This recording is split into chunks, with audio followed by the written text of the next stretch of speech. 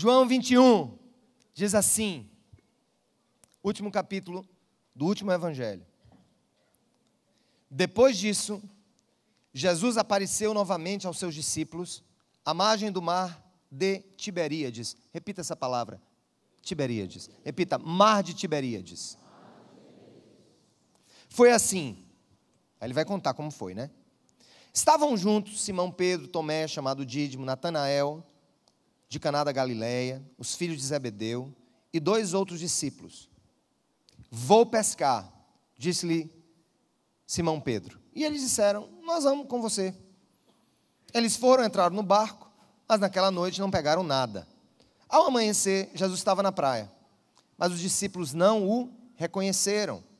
Ele lhes perguntou, filhos, vocês têm algo para comer? Eles responderam que não. Então ele disse, lance a rede do lado direito do barco e vocês encontrarão. Eles a lançaram e não conseguiam recolher a rede, tal era a quantidade de peixes. O discípulo a quem Jesus amava disse a Pedro, é o Senhor. Simão Pedro, ouvindo dizer isso, vestiu a capa, pois havia tirado e lançou-se ao mar. Os outros discípulos vieram no barco, arrastando a rede cheia de peixes, pois estavam apenas a cerca de 90 metros da praia. Quando desembarcaram, viram ali uma fogueira, peixes sobre brasas e um pouco de pão. Disse-lhe Jesus, tragam alguns dos peixes que acabaram de pescar. Simão entrou no barco, arrastou a rede para a praia. Ela estava cheia, tinha 153 grandes peixes. Embora houvesse tantos peixes, a rede não se rompeu. E Jesus lhe disse, venham comer. Nenhum dos discípulos tinha coragem de lhe perguntar, quem és tu? Sabiam que era o Senhor.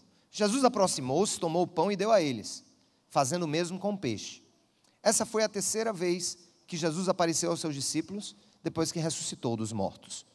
Depois de comerem, Jesus perguntou a Simão Pedro, Simão, filho de João, você me ama mais do que estes? Disse-lhe ele, sim, Senhor, tu sabes que te amo. Disse Jesus, cuide dos meus cordeiros.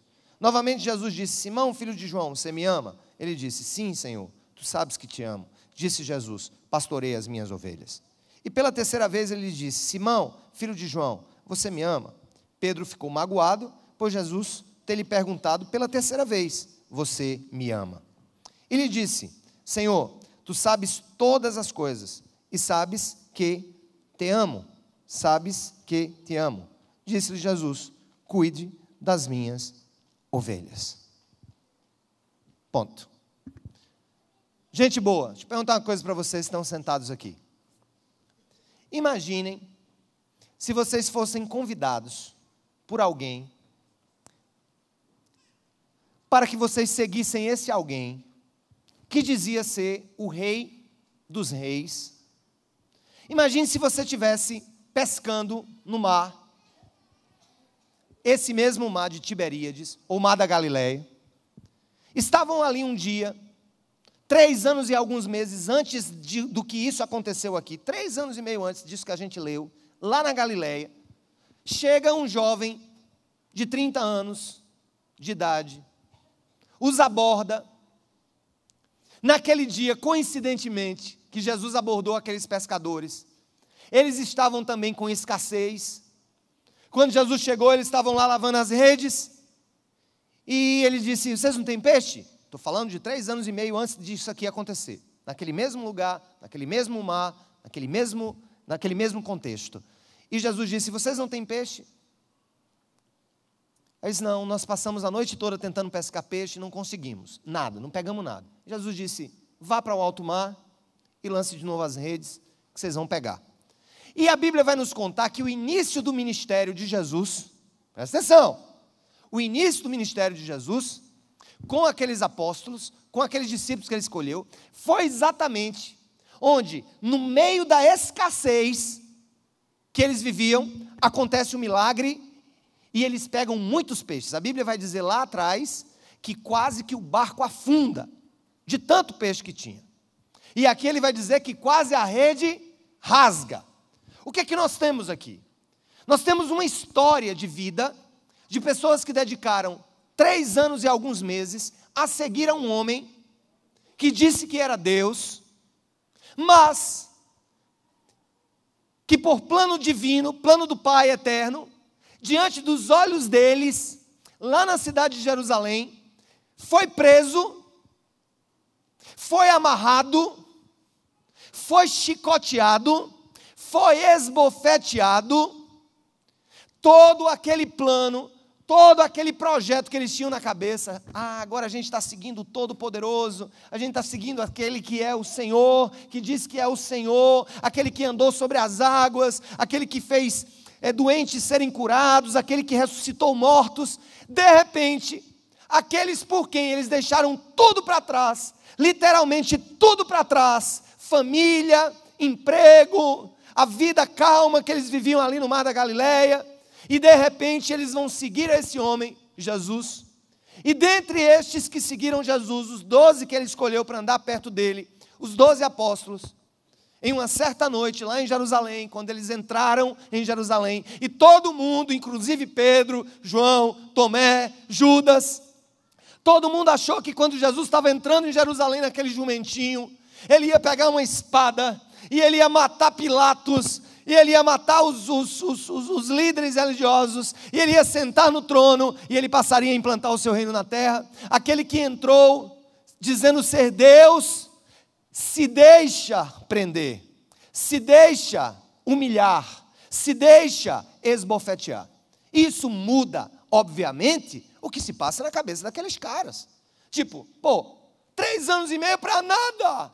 Esse cara diz que é Deus, esse cara diz que vai fazer, que é o rei de Israel, e o que eu estou vendo, ele fracozinho, pegaram ele, esbofetearam ele, e tudo mais, levaram para prender. No meio desse cenário, pessoal, no meio dessas 12 pessoas, e eu queria muito localizar vocês entre esses 2 grupos, que são representados por 2 desses discípulos. De um lado, nós temos Judas. Judas traiu Jesus, Judas vendeu Jesus, mas Judas não soube lidar com isso no coração. Ele não soube lidar com aquele dano que ele causou a Cristo no seu coração. Ele em nenhum momento pediu perdão, ele em nenhum momento quis recomeçar. Judas vende Jesus. Alguns até dizem que Judas vendeu Jesus porque esperava que ele resistisse na hora da prisão, e aí matasse o império, e aí pegasse, cortasse a cabeça de todo mundo, destruísse. Mas isso não aconteceu. Judas então toma uma decisão diante do erro que ele cometeu na vida dele. Ele toma a decisão de ir suicidar-se. Ele não conseguiu gerenciar sentimentos naquela hora. Mas nós temos um outro cara, que também é digno de nota, que é o Pedro. O apóstolo Pedro, ele traiu Jesus também, só que de outro jeito. Ele não vendeu Jesus. Ele não chegou a vender Jesus. Judas vendeu a prisão de Jesus por moedas de prata. Mas Pedro não fez isso. O que é que Pedro fez? No dia que Jesus foi preso, Pedro meio que acompanhou ali, sabe, escondido, para não ser confundido com Jesus, porque ele tinha medo de ser preso também. E aí ele fica meio que escondido ali de trás, aí ele fica ali olhando, né? Ele fica só urubu servando, e de repente uma pessoa diz assim: eu conheço você, você andava com ele. Aí Pedro: não, deve ser outro, né? Deve ser outro, não sou eu, não. Aí o tempo foi passando, ele olhando ali, aí veio de novo, e aí mais 2 pessoas olharam: eu conheço, você andava com o Nazareno, era você. Aí ele já começou a aumentar o tom, entendeu? Da discordância. Não, que é isso, rapaz? Não, sou eu não, ficando doido, tá um óculos, nem tinha óculos naquele tempo, tá um óculos. Mas aí chega um terceiro momento que uma pessoa olha Pedro ali no pátio do Sinédrio, que é onde Jesus estava sendo julgado pelos religiosos, e aí Jesus estava ali, né, sendo julgado, e Pedro se escondendo, e de repente uma pessoa faz assim: é você! Eu vi, ele andava com o Nazareno, ele andava com esse que está preso. Aí Pedro deu uma praguejada, se maldisse quem estava falando, e de repente o que é que acontece? Um galo cantou naquele momento. O que era que estava acontecendo naquele momento com Pedro? Estava se cumprindo o que Jesus tinha dito. Sabe por quê, gente? Porque quando Jesus disse que tinha que ser entregue, Pedro disse: de jeito nenhum eu vou te abandonar, de jeito nenhum eu vou te negar, de jeito nenhum eu vou te deixar sozinho, Senhor, de jeito nenhum eu vou deixar que te prendam. E aí Jesus disse: Pedro, meu filho, antes que o galo cante, você vai me negar 3 vezes, você vai me negar 3 vezes. E aquilo se cumpriu. E eu fico pensando, gente, eu vou dizer uma coisa para vocês, nós temos várias coisas na nossa vida que são importantes. Nosso estudo é importante, nossa família é importante, nosso trabalho é importante, nossa saúde é importante, nosso lazer é importante. Mas eu vou dizer uma coisa para você. O centro de equilíbrio da vida de qualquer ser humano está na sua relação com aquele que o criou. Na sua relação com o Deus da vida, com a fonte da vida. Quando você se descola da fonte da vida, você pode até continuar se mexendo. Você pode até continuar existindo por algum tempo, mas vai lhe faltar força vital para continuar. E aí você vai fazer escolhas, muitas vezes tristes, de desistir, de abandonar, de entrar em profundas tristezas. Eu não sei aqui quem já fez a maldade de matar uma lagartixa dentro de casa, uma víbora. Quem já fez isso? Você já matou uma víbora? E quando o seu mal não foi capaz de pegar na cabeça da víbora, mas no rabo da víbora, você já percebeu que quando a gente corta o rabo da víbora, ele fica se mexendo? A bicha sai correndo e o rabo fica lá. Não é assim? O cabo tem até medo. Oxia, e o rabo tem alma, é? O rabo tem alma? Aquele rabo que fica batendo, que foi descolado da vida, que foi descolado da víbora, que foi descolado do centro de vida daquele animalzinho, ele tem a condição até de mostrar-se vivo por algum tempo, por reflexos ou por, enfim, situações que acontecem dentro daquele corpo, que fazem com que ele se mexa e dê a ideia de que ele está vivo. Mas depois ele morre. Eu estou usando um exemplo muito tosco, mas é para dizer uma coisa para você. Quando nós nos desligamos da fonte da nossa vida, daquele que nos fez, que nos criou, nós podemos até passar algum tempo bem, podemos até passar algum tempo tranquilos, donos de nós mesmos, mas mais dia, menos dia, nós vamos perceber que nós estamos mortos, que nós estamos secos, que nós estamos sem vida. Quando, gente, acontece a negação de Pedro, Pedro entra numa depressão, assim, muito grande. Ele ali, primeiro de tudo, ele está em um burnout. Burnout, esse esgotamento que a gente vive às vezes na vida, ou físico, ou emocional, alguns sintomas de burnout, por exemplo, a sua energia, para você ir trabalhar, para você ir para a escola de manhã, você não tem força para ir, você não tem coragem para ir. Um dos sintomas de que você está em esgotamento é que a sua força vital se acaba antes do dia acabar, e antes do que você tem para fazer. Mexe com o seu sono, o burnout, lhe deixa irritado, lhe deixa chato muitas vezes, crítico. Às vezes o burnout nos deixa muito críticos quando nós estamos em esgotamento. E eu fico pensando, cara, aqueles caras estavam ali há 3 anos e meio, na paulada. Vocês cansam quando chegam do acampamento? 3 dias? Por causa das emoções, vai para lá, vai para cá. Agora, imagina os caras 3 anos. Vamos para Jerusalém, desce para cá. Vamos para as colinas de Golã, vamos para Decápolis, vamos para Samaria, vamos não sei para onde. Vamos, cura esse, corre daquele, cura demônio, amarra demônio, passa fome, vai para o meio do mar. Jesus anda nas águas, o cara tem medo, vai ver um fantasma. E tudo. Eles passaram 3 anos e meio de tensão. Eles passaram 3 anos e meio de tensão, e o que é que nós vemos aqui? Nós vemos que, o que é que aconteceu? Vamos resumir aqui. Jesus morreu, como estava previsto, ressuscitou, como estava previsto, mas até então ele não tinha encontrado Pedro. Ele tinha aparecido para as Marias, tinha aparecido para Maria Madalena, Tomé tinha tocado nele, mas Pedro, por ter feito o que fez, por ter negado Jesus, estava meio que distante, sabe como é? Meio que para baixo, meio que sem vida, sem ânimo, como talvez você esteja hoje em alguma área da sua vida. Sem vida, sem ânimo, sem coragem, sentindo a pior das pessoas, sentindo o pior dos pecadores, sentindo alguém sem valor, sentindo alguém sem vida, sem brilho, com olhar de vidro, com olhar encerado, com um olhar sem vigor. Pedro estava assim, e Pedro não estava nem querendo muito estar com os apóstolos, porque eu acho que ele temia, sabe o que, gente? Também, ele chega e diz, pô, negasse Jesus, né, cara? Pô, negasse Jesus 3 vezes, né, bicho? Tu é frouxo, né, brother? Frouxo demais, né, velho? Tu negou Jesus, né? Estou sabendo e coisa e tal. Mas nenhum daqueles podia fazer isso, sabe por quê? Eu vou dizer para você. A gente, às vezes, usa muito o exemplo de Pedro, que negou Jesus, para dizer, não seja como Pedro. E os outros, que fugiram e nem perto chegaram? Então, Pedro, na realidade, ele representa aquele ser humano que tenta acertar. Sabe como que é? Aquele ser humano que tenta fazer a vontade de Deus, que tenta cumprir o que disse que ia fazer. O que é que ele disse que ia fazer? Não, ninguém vai te prender, não. Vão me matar primeiro, só se for por cima do meu cadáver. Então, Pedro representa, sabe quem? Pedro representa a gente.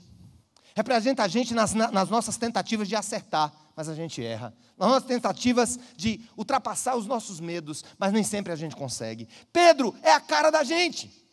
Pedro é a cara de um povo como nós, que diz que ama a Deus, que luta por fazer a vontade de Deus, mas está sempre vacilando, caindo em contradição. É o que diz, Senhor, eu vou te servir, é o que canta no culto, eu vou te amar a minha vida toda, mas segunda-feira está caindo na pornografia. Me foi passado um relato, gente. Eu tenho que falar isso para vocês, para você ver o nível em que nós, humanos, chegamos. Um desses domingos, um dos nossos voluntários estava sentado em uma das cadeiras, e alguém na sua frente estava com um celular, mas não era vendo a foto da filha, ou das últimas férias. Tinha uma pessoa dentro desse auditório vendo pornografia no celular, na hora do culto. Não se espante. Onde nós chegamos? Quanto mais nós nos afastamos na fonte da nossa vida, do que nos dá sentido de viver, quanto mais nós perdemos, sabe, o foco do que é a vontade de Deus para a nossa vida, nós vamos de mal a pior mesmo. E olha só, eu não critico, eu não execro, eu não julgo, eu não ponho uma espada sobre essa pessoa que estava vendo pornografia na hora do culto. Mas eu uso esses exemplos como caminhos de decadência que nós entramos. Sabe, muitas vezes tentamos e não conseguimos, e nós vamos ao chão e não conseguimos levantar, e nós traímos e não pedimos perdão, e nós, sabe, caímos nos erros, mas não conseguimos nos levantar. Pedro representa a gente, pessoal. Pedro estava meio que com medo até de encontrar Jesus. É tanto que na segunda vez que Jesus se encontrou com os discípulos, não tinha visto o Pedro ainda. O Tomé já tinha tocado nele, o João já tinha abraçado ele, as Marias já tinham cumprimentado ele, mas Pedro não estava por lá. Jesus disse assim, em outro texto da Bíblia, o seguinte: avise aos meus discípulos, escuta, olha que coisa linda, avise aos meus discípulos e a Pedro, que eu quero encontrar com eles na Galileia. Olha só, Jesus nomeia Pedro, e Pedro passa a ser o centro da atenção de Deus, como aquele que precisava do suporte do Senhor. Então o que é que ele faz? Só recapitulando, onde que Jesus escolheu Pedro para ser seus discípulos? No mar de Tiberíades. E onde é que Jesus se encontra com Pedro agora para restaurar a sua vida? No mar de Tiberíades, no mesmo mar, 3 anos e meio depois. Qual é a primeira mensagem sobre recomeço? E hoje o tema é recomeçar, é preciso. A primeira coisa que Deus quer fazer conosco, gente, é nos levar para o lugar onde tudo começou.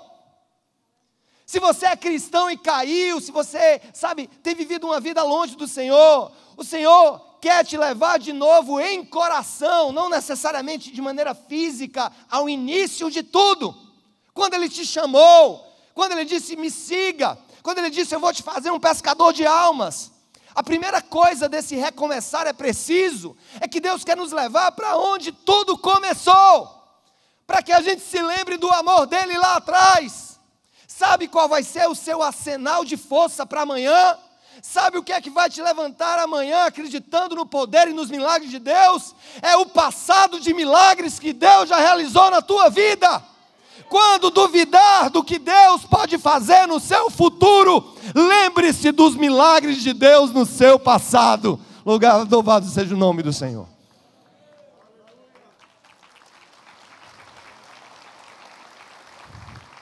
Às vezes, quando eu estou fraco, quando eu passo por momentos difíceis na minha vida, muitas vezes, quando eu estou me sentindo apertado pelas circunstâncias, e que eu me vejo sem capacidade de acreditar, de olhar para aqueles quadros negros, eu tenho feito um exercício muito bom que eu quero ensinar para você. O primeiro passo para se recomeçar é lembrar o que Deus já fez na tua vida.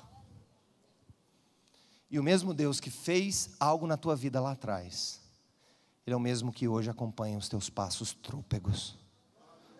Quando Paulo diz aos Filipenses, no capítulo 1, no verso 6, ele diz assim, eu vou repetir para vocês: aquele que começou uma boa obra em vocês, lá atrás, haverá de completar essa obra até o dia de Cristo Jesus. Recomeçar é possível, porque Deus nos leva para o início de todas as coisas. Não tem aquela canção que diz assim, vocês podem cantar comigo? Quero voltar ao início de tudo, encontrar-me contigo, Senhor.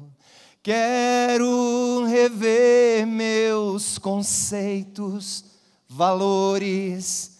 Eu quero reconstruir.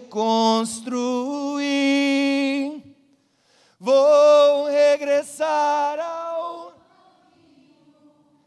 vou ver as primeiras obras, Senhor. Eu me arrependo, Senhor, me arrependo, Senhor, me arrependo. Eu quero voltar ao primeiro amor, eu quero voltar. Me encontrarei com vocês novamente em Tiberíades, no mar da Galileia, onde tudo começou, onde eu te chamei para te lembrar que eu não esqueci do meu chamado para a tua vida. Aleluia! Aleluia! Eu não esqueci do chamado, Pedro. Você pode me negar, mas eu nunca te abandonarei, porque o chamado não foi escolha tua, foi escolha minha. Eu te escolhi, e aqueles que o Pai me deu, eu jamais lançarei fora. Há uma segunda coisa que eu quero dizer para vocês também nesse texto, que é interessante. Tem coisas na Bíblia, pessoal, que a gente só vai percebendo quando vai ficando mais velho, vai lendo mais vezes, vai meditando mais vezes. É interessante. Qual foi o milagre que aconteceu no começo do ministério de Pedro? Multiplicação dos peixes. E qual é o milagre que Jesus está fazendo para o recomeço do ministério de Pedro? O milagre de uma grande multiplicação de peixes. Eles não tinham provisão lá atrás, eles estavam cansados. Se você ler o texto que fala, acho que lá em Lucas, dá isso de maneira mais clara, estavam cansados, eles já estavam lavando a rede. Quando Jesus mandou eles lançarem a rede, quando eles pegaram muitos peixes. E aqui acontece a mesma coisa.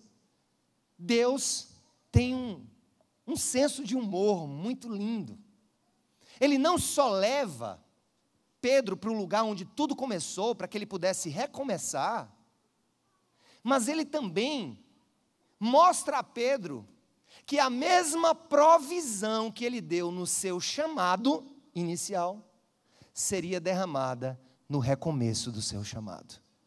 Ou seja, às vezes a gente recomeça, quer recomeçar, e fica pensando, será que eu vou ter fôlego? Será que eu vou ter suprimento? Será que eu vou conseguir ir mais longe? E o Senhor diz para você, meu filho e minha filha, eu sou o mesmo que fiz milagres quando eu te chamei, e eu continuarei fazendo milagres agora que te chamo de novo, porque recomeçar é preciso. Aleluia. E aí eu já caminho para o fim. Para o último ponto que eu queria refletir com vocês, essa coisa da conversa de Jesus com Pedro, tá? Ele chega lá, Pedro está lá, Pedro está pescando com os caras lá, não pegaram nada mais uma vez, né? O que é que Deus está querendo? no primeiro, quando Pedro foi chamado, eles não pegaram nada. E agora eles entraram no mar e não pegaram nada. Sabe o que é que Deus está querendo dizer para nós? Sem mim, nada podereis fazer. A nossa relação com o nosso Senhor e Salvador Jesus Cristo é o centro da vida para tudo aquilo que disso decorre. Eu só conseguirei amar a minha mulher como eu devo amá-la, se eu amar a Deus sobre todas as coisas e perceber que ela me ama. Eu só consigo subir nesse púlpito no domingo e trazer uma palavra para vocês, com amor, com dedicação, com esforço, com toda a minha vida jogada aqui, derramada sobre a vida de vocês, em adoração a Deus e em amor a vocês, se o Senhor for o centro da minha vida. Então eu vou dizer uma coisa para você. Você quer recomeçar o seu negócio? Recomece restaurando o seu altar com Deus. Você quer voltar? Você quer restaurar a sua casa, o seu casamento? Restaure primeiro o seu altar de adoração. Volte para Tiberíades. Volte para onde tudo começou. Volte para o centro da vontade do Senhor. Volte para o centro daquilo que Ele tem para você. Porque do jeito que eles começaram, sem provisão, e Deus deu a provisão para que eles crescem que Ele era o Senhor, mais uma vez, a grande pescaria acontece depois de uma frustrante noite sem pegar nada. E Deus está querendo dizer, repito mais uma vez, sem mim, meu filho e minha filha, nada você pode fazer. Você, sozinho, viverá momentos de frustração. Comigo, você viverá momentos de abundância.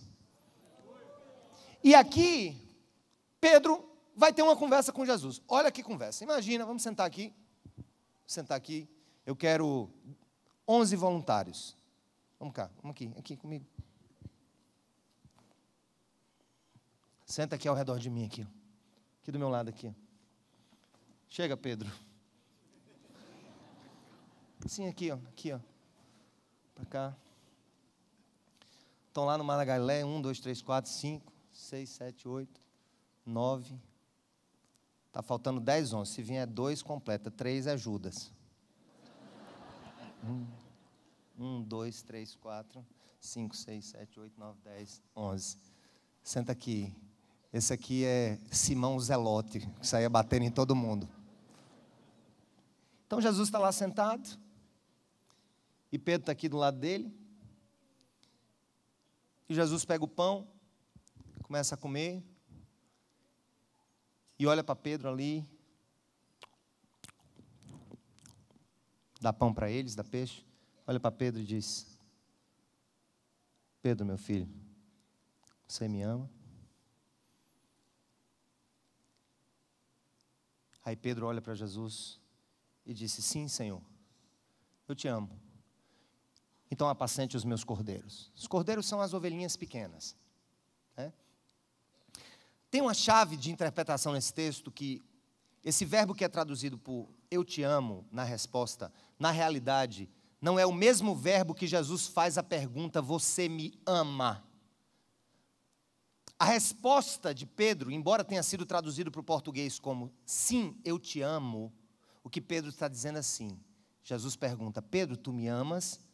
Pedro responde, sim, eu gosto de você, Senhor.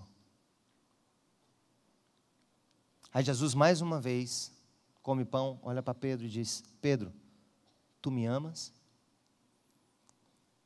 Aí Pedro diz, sim, Senhor, eu gosto de você.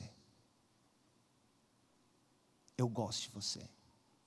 E na terceira vez ele diz, Pedro, tu me amas? Ele diz, Senhor, diz que Pedro ficou chateado e diz, Senhor, tu sabes todas as coisas. E tu sabes que eu gosto de ti. O que está por trás dessa frase de Pedro? Pedro naquele momento foi tudo menos um hipócrita. Ele sabia que quando Jesus perguntou se ele o amava, ele lembrou do que ele fez com Jesus. Porque quem ama não trai. Quem ama não nega. O próprio Jesus disse assim, assim conhecerão que vocês são os meus discípulos, se vocês obedecerem aos meus mandamentos. Na Bíblia, amar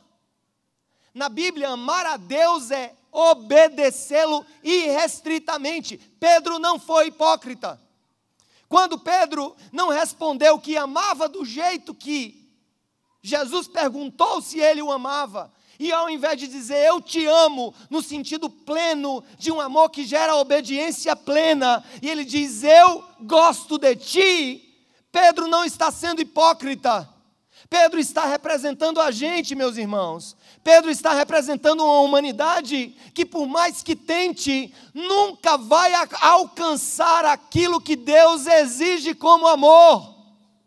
Nós nunca vamos amar a Deus do jeito que Deus deve ser amado, porque nós mentimos, porque nós temos ira, porque nós traímos, porque nós desistimos, porque nós não acreditamos muitas vezes na palavra do Senhor. O nosso amor a Deus, esse amor incondicional, é no máximo, eu gosto de ti. Porque se eu te amasse mesmo, eu não tinha te negado. Se eu alcançasse as requisições plenas do que é amar, eu não teria feito o que eu fiz, meu Senhor. É mais ou menos isso que ele quer dizer. Por isso que ele fica triste. Porque para ele soa, essa pergunta de Jesus, tu me amas, entrava como uma faca no coração dele. Cada vez que Jesus perguntava se ele o amava, ele lembrava das 3 vezes que ele o traiu. E as 3 vezes que ele o traiu, as 3 vezes que ele negou Jesus, estavam sendo confirmadas aqui ao contrário. Mas o ponto que eu quero colocar para vocês, meus irmãos, e vocês jovens, queridos e queridas que estão aqui nessa noite. O que me admira, além da verdade do coração de Pedro, de dizer eu gosto de ti, Senhor, eu não te amo como tu mereces que eu te ame. O que me impressiona é que mesmo com esse amor incompleto por Deus, Deus não desistiu de Pedro. Porque mesmo com esse amor incompleto pelo Senhor, Ele continuou dizendo, lidere o meu povo, cuide das minhas ovelhas, faça a minha vontade. Sabe o que Deus está dizendo para você e para mim nessa noite? Mesmo que vocês não consigam me amar da maneira plena que deve, ainda assim, eu continuo colocando sobre vocês o meu amor, a minha graça, e coloco sobre vocês a responsabilidade de levarem o meu nome pela terra. Louvado seja o nome do Senhor, porque mesmo com esse amor que é apenas um gostar demais, mas não um amar perfeito, Ele continua querendo a gente no barco, Ele continua insistindo com a gente, Ele continua insistindo com você que está sentado, que acha que Deus não te quer mais, que acha que não é digno de estar na presença do Senhor. De fato, ninguém aqui é digno de estar na presença do Senhor, porque no máximo nós gostamos dEle, no máximo nós gostamos dEle, nós não conseguimos amá-lo como Ele deve ser amado, mas Ele olha para nós e diz assim, mas eu amo vocês, eu quero vocês, eu quero você, Pedro, eu quero você, Pedro, cuide das minhas ovelhas, cuide daquilo que eu vou te dar, Pedro, vá em frente, Pedro, eu estarei contigo todo o tempo, Pedro, eu te amo, Pedro, aleluia.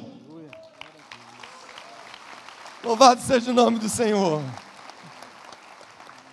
Podem voltar para os seus lugares, obrigado, gente, obrigado. Olha aqui, esse aqui deve ser o quê? Deve ser, talvez Natanael, que é o pequeno. Glória a Deus, gente. Recebe isso para ti nessa noite. Tu podes recomeçar, não é porque tu és aquele, sabe, eu posso recomeçar, porque, sabe, eu consigo alcançar todos os requisitos de Deus para a minha vida. Não. Tu podes recomeçar primeiro, porque Deus quer te levar de novo para onde tudo começou. Segundo, tu podes recomeçar, porque o mesmo suprimento que Ele deu na pesca maravilhosa do começo, Ele vai dar na pesca maravilhosa do recomeço. E terceiro, porque mesmo você não o amando como Ele deve ser amado, Ele não desiste de você, Ele se importa com você, Ele compreende o seu caminhar. Nunca vi amor tão grande assim. Você pode recomeçar hoje. Você pode levantar do chão hoje. Você pode voltar a caminhar hoje na sua vida. Você pode dizer: hoje encerra-se o tempo do meu olhar de vidro. Eu imagino Pedro ali, antes de ver Jesus, olhando para as montanhas que cercavam o mar da Galileia, com aquele olhar distante, aquele olhar perdido. E o Senhor diz para nós: eu amo você, meu filho. Eu amo você primeiro. Aqui é o último exemplo. Sabe por que Deus te ama? Porque Ele te fez. A Bíblia tem 3 frases que se repetem no livro de Gênesis. E disse Deus, e assim se fez. É uma frase que se repete. E no final, e Ele viu que era bom. Repita comigo. Disse Deus, assim se fez, e Ele viu que era bom. Mas há algo que foge o padrão no último relato da criação, quando Ele vai nos fazer. Quando Ele vai fazer você, quando Ele vai me fazer. Que é quando Ele disse Deus, façamos o homem à nossa imagem e à nossa semelhança. E assim se fez. E Deus viu, não que era bom, mas que era muito bom. Eu quero dizer uma coisa para você, irmãos. Em algum lugar lá atrás, ou há 40 e poucos anos, ou há 20 e poucos anos, ou há 20 e poucos anos, ou há 20 e poucos anos, ou há menos de 20 anos, ou 17, 18 anos atrás, dependendo da nossa idade, aconteceu um milagre. Um milagre que a gente não tem noção. Em um lugar escuro, no útero de uma mãe, 2 células se encontraram. O espermatozoide de um homem e o óvulo de uma mulher. Naquele momento, naquela escuridão, eles se encontram. E naquele momento, Deus decreta a vida. Haja vida para João. Haja vida para Maria. Haja vida para Paulo. Haja vida para Fernando. Haja vida para Sérgio. Naquela hora aconteceu um milagre da vida, feito por Deus. E eu quero dizer a você porque que você pode recomeçar. Não importa se você foi fruto de um estupro. Não importa se você nasceu em uma favela. Não importa se você foi abandonado pelo seu pai. Não importa se na sua carteira de identidade só tem o nome da sua mãe.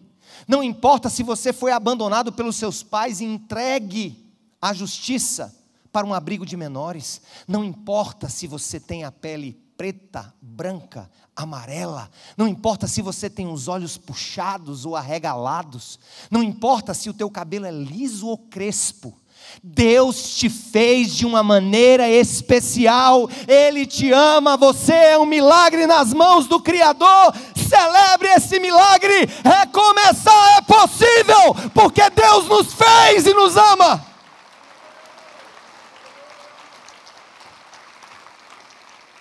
Mas há uma segunda razão porque nós podemos recomeçar, e essa segunda razão tem a ver com essa mesa. Tem a ver com essa mesa. A mesa da ceia do Senhor. Onde nós vamos celebrar agora comendo do pão e do fruto da videira, do suco da uva e do pão. Naquela noite que Pedro traiu Jesus, negou Jesus. Ele disse que eles comeram juntos e disse: vocês vão repetir isso até que eu volte.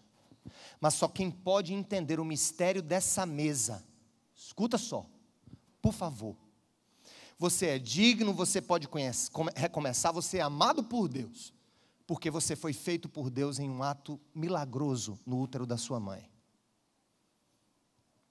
Você cresceu no útero da sua mãe. Mas tem um detalhe. Essa segunda razão pela qual nós podemos dizer que recomeçar é possível, e essa é essencial.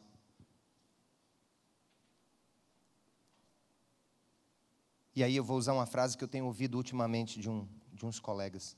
Não sei quem é o autor, portanto, já digo que não é minha, para você copiar e botar no Instagram.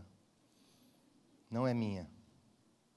Mas a frase é assim: os dois principais momentos na vida de um ser humano são o dia do seu nascimento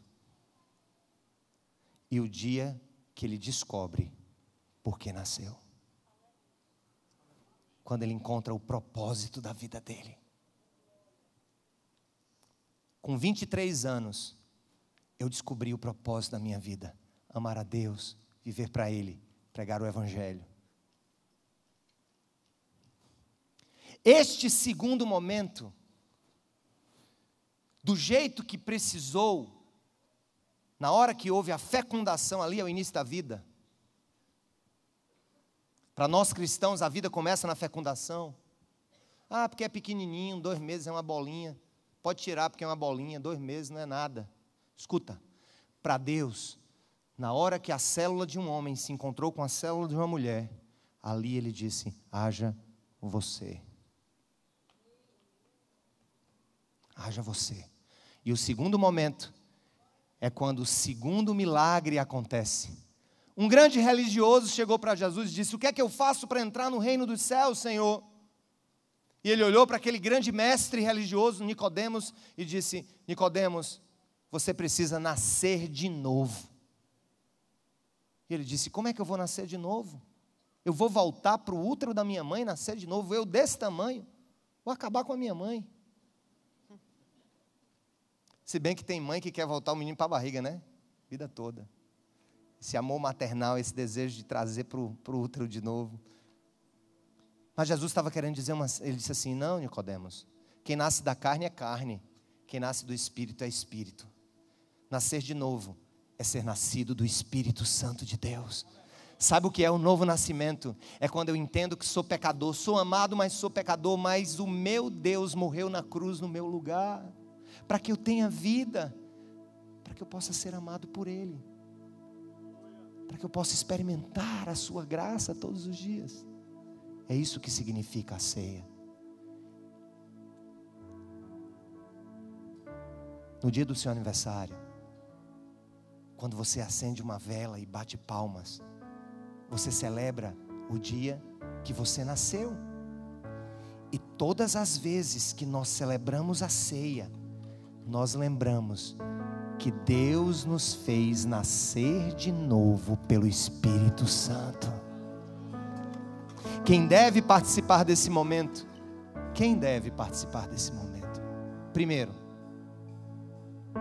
aqueles que são pecadores, como Pedro, como eu, mas que buscam o perdão de Deus a todo dia, que buscam acertar todo dia, que pedem: Deus, me livra de mim mesmo.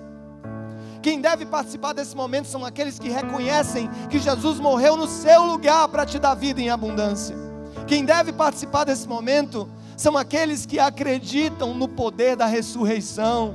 Ele disse: eu vou, mas volto. Por isso a gente celebra o que Jesus fez e celebra o que Ele irá fazer na sua vinda, na sua volta. Quem deve participar desse momento são os quebrantados de coração, são os que querem acertar, são os que não se vendem e não se rendem às suas próprias misérias, são os que dizem: Senhor, hoje, pela fé, eu não tenho força, mas hoje, pela fé, Senhor, eu vou me levantar de novo, eu vou recomeçar, eu vou insistir, eu vou quebrar as barreiras, eu vou quebrar as pedras. Hoje eu vou dar a volta por cima, Senhor. Hoje eu vou deixar para trás a velha vida de novo, Senhor. Hoje eu vou me arrepender dos meus pecados, Senhor. Hoje eu me levanto para a Tua glória, Senhor. No meio da minha escassez, eu vou voltar a pescar contigo e haverá milagres de novo.